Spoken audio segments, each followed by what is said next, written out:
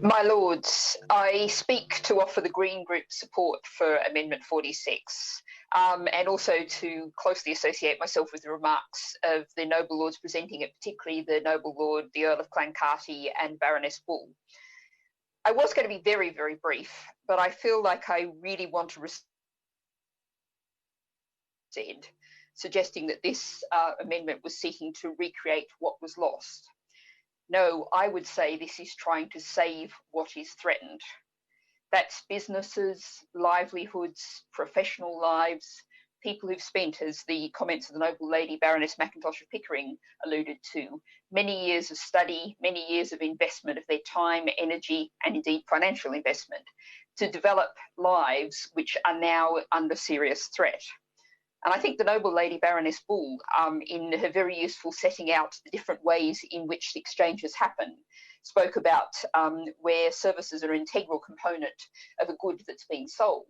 And we think about companies that have offered long-term service contracts for goods sold into the EU and EEA, and the difficulties they might experience in continuing those service contracts unless we have the kind of mobility framework that's offered here. So what we are on now, my lords, is a rescue mission.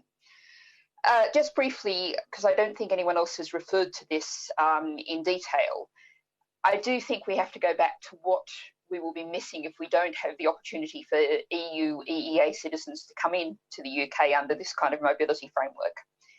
And I think there's an important area of language studies. Now, very sadly, we've seen some documentation since the vote in 2016 that actually interest, at least in our schools, in language study has actually fallen. But of course, if we are going to continue to operate in this world where we're going to have much more complex relationships with other countries in Europe than we do now, we're desperately going to need those language skills.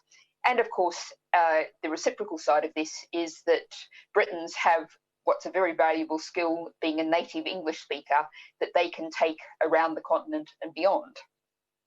So if we're going to be able to have the quality of language teaching, the development of language skills that we need in the UK, native speakers coming in, most of the teaching assistants in our schools are actually people, native speakers, often from other parts of Europe. These are crucial issues, my lords. So I commend this amendment to the House.